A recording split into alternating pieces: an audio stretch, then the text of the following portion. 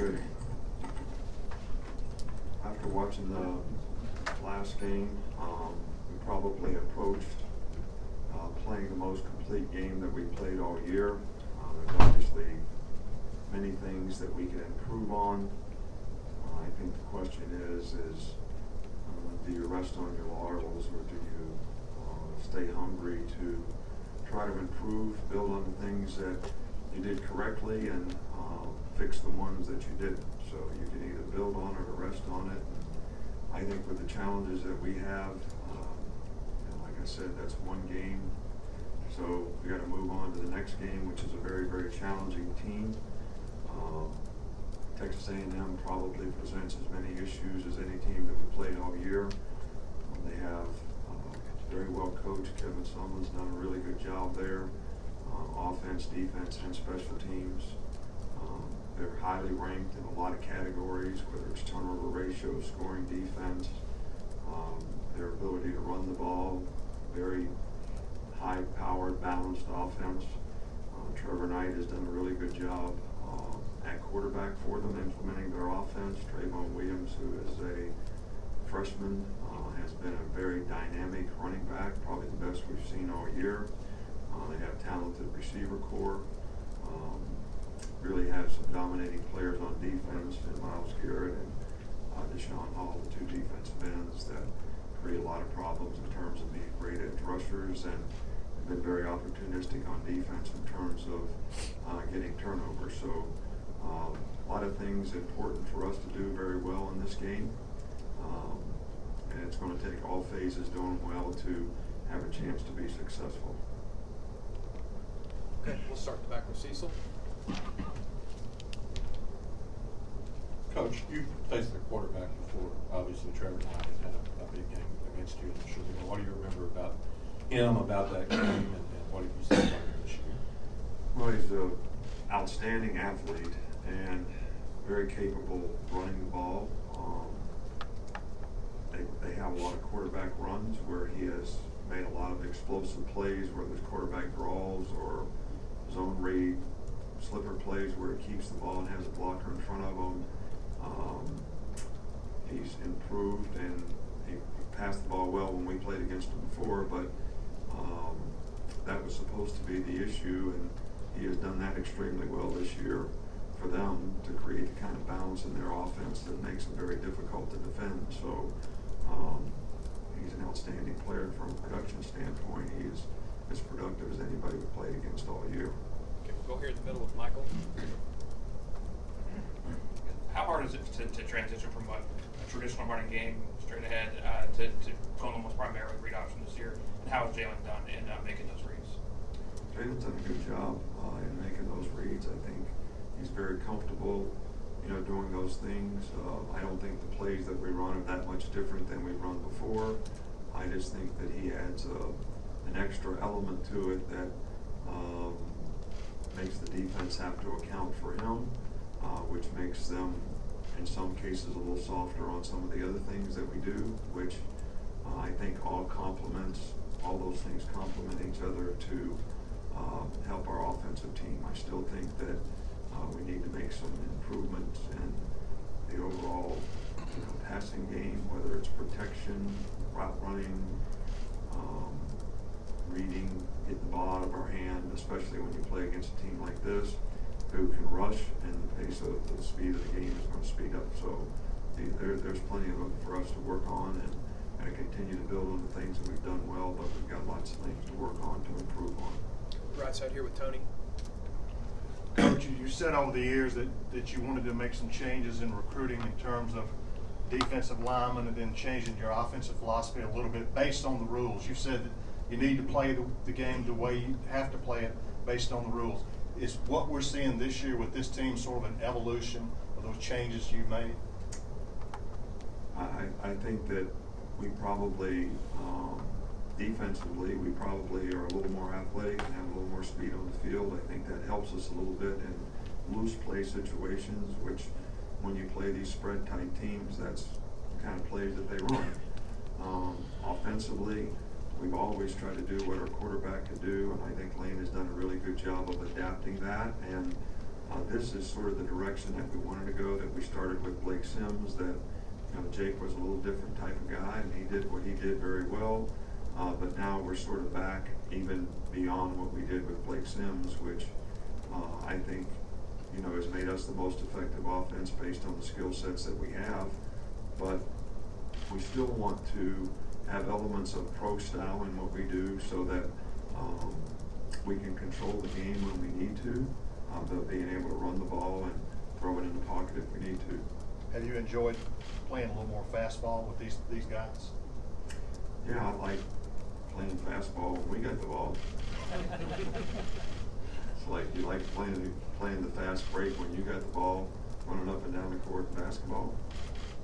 You don't like it when they got you 3-on-2 and you're the guy backing up trying to defend it. We'll go over here. We'll stay on this side with Aaron. Progression is Miller Forrestall made since he first got on campus in January. How does he help you in the run game?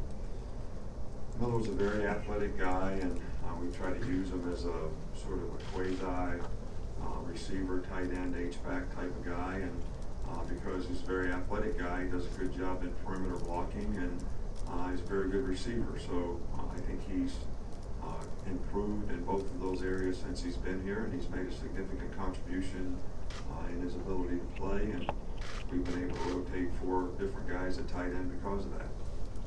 Go up front here with Ken. After seeing the film, how do you think Cam Robinson played? And taking it forward, you touched on your 2 tackles, the challenges they have. What makes A&M's guys so disruptive, I guess? Well, they're guys that are very good rushers. They both have speed, good first step quickness, but they also have really good size, and to be a really good rusher, you have to be able to turn speed to power, which both of those guys can do. And they've got a good scheme on defense that makes it hard to try to help on those guys, and they move them around some and do some stunts with them that everybody's going to have to block them. But I know Cam gave up the 1 sack, but that's an example in the game. I thought Cam played well. I think Jonah played really well. But that one play sticks out. But really, it's the play before that leads to that play. We were going on 2, knowing that number 9 was their best rusher, knowing he was going to get off the spot. So we jumped on 3rd and 10. So now we can't go on 2 again. All right, so now he gets off the spot and beats us on the edge, and you get a sack fumble out of it. So, sometimes it's not just what you see. It's sort of how you lead up to what happens that can have some impact on that. But the penalty probably had as much to do with that as the execution of the next play. Back over here with Tony. Coach, what have you seen from Sean Dion Hamilton this season? Well, he's played really well for us, and he's a very smart player, always in the right place. He's tackled well, fits the run well. He's done a really good job for us, and we have a lot of confidence in him. And Rashawn Evans played a little bit last week in that same position and did a really good job as well. So that kind of depth will be helpful to us if we can continue to develop it. Right front here with Mark. 2 quick ones, if I may. We didn't see Alphonse Taylor last week. What's his status for the game? Well, he's day to day. We'll continue to evaluate his circumstance and situation, and always have his player safety in mind as to when the medical staff makes a decision that he's cleared to be able to practice and play. He's going to do some individual stuff today, but no contact. And then the second question, you touched on Trevion Williams, but what has he brought to their offense that maybe they didn't have in the past? Well, I've always think they've had a really dynamic offense and a really difficult offense to defend. But the guy's got great speed and quickness. He's got great vision as a runner. The field is spread, quite a bit when you play them. So if everybody doesn't fit it exactly right, there's a lot of air between him and the next defender, and he certainly knows how to take advantage of it. He's got a great burst and speed and great cutting ability. So this guy is, the real deal in my opinion. We'll stay over here with Ben. Can you use any of the film of the Sugar Bowl a couple of years ago as you prepare for Trevor Knight, or is that kind of too far removed from now to have much of an effect?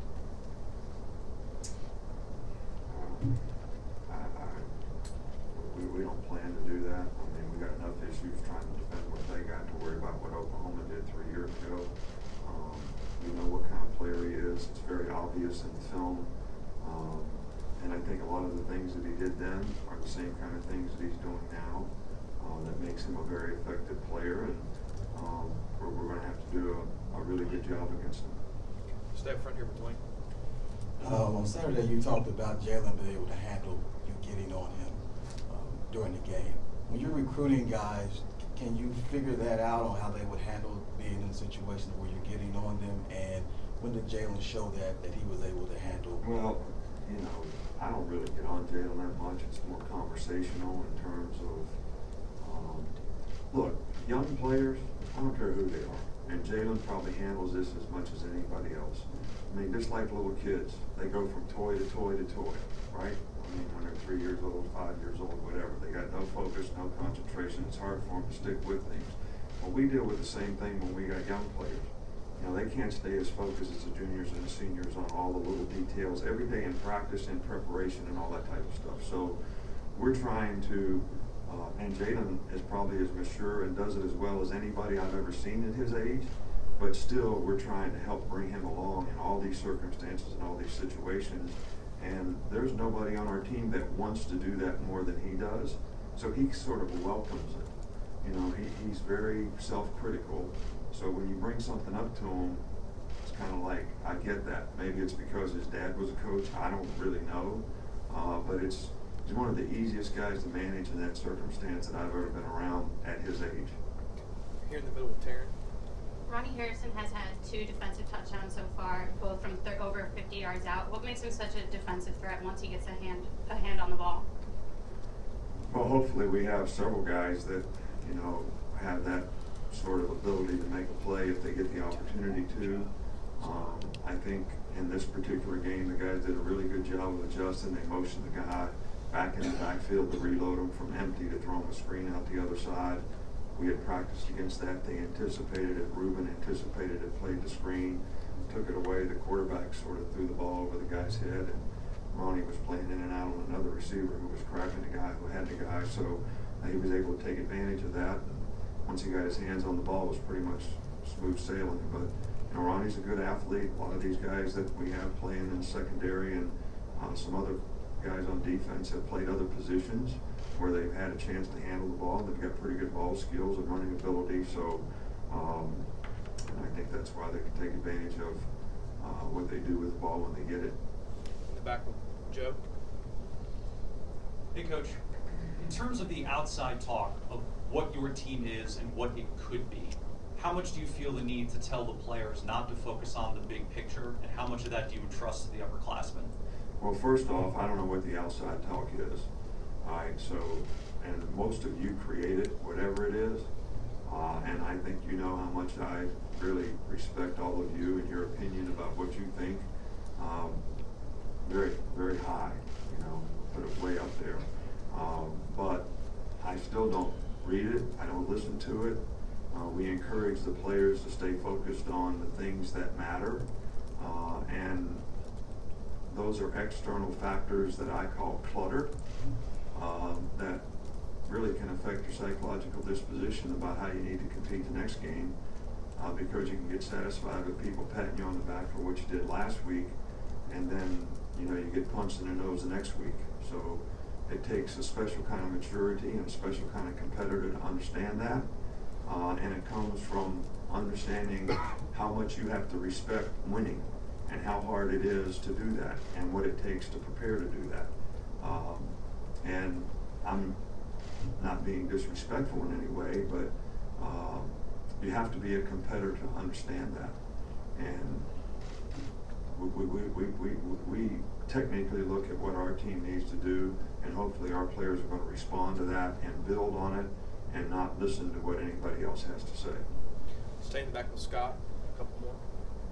Hey, dude, you told us a couple of years ago, I think it was maybe Greg Williams Saints, about all this stuff, how you guys go to the numbers on a turnover or kick return and set up the wall and different things. I'm just curious, have you added anything to that from the last few years, why you're so successful scoring like that, and that people are contacting you now about what you do on those kind of things? Well, I haven't talked to anybody about what we do.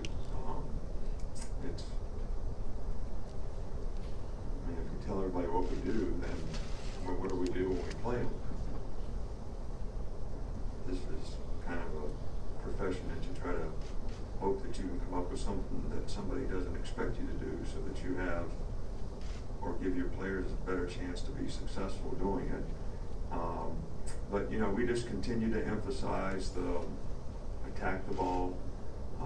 We do start every practice every day with turnover drills, effort to the ball, more guys around the ball, ripping at the ball, all these types of things, playing the ball in the air when the passes are thrown, making a critical decision of whether I intercept it, swat and hook it, tackle the guy.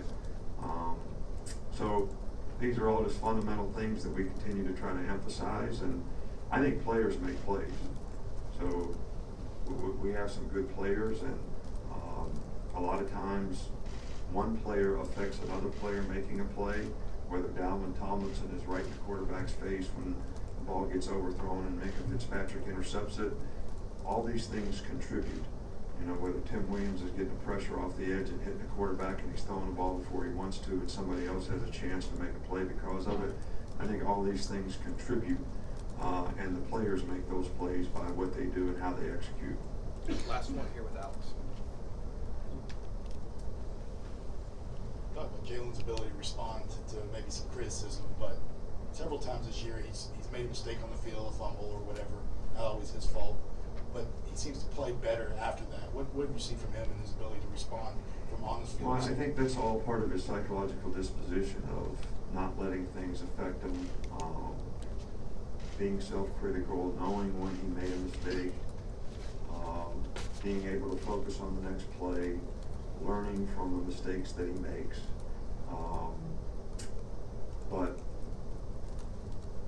And I think this is the right stuff that we talk about, that players need to have to be able to improve.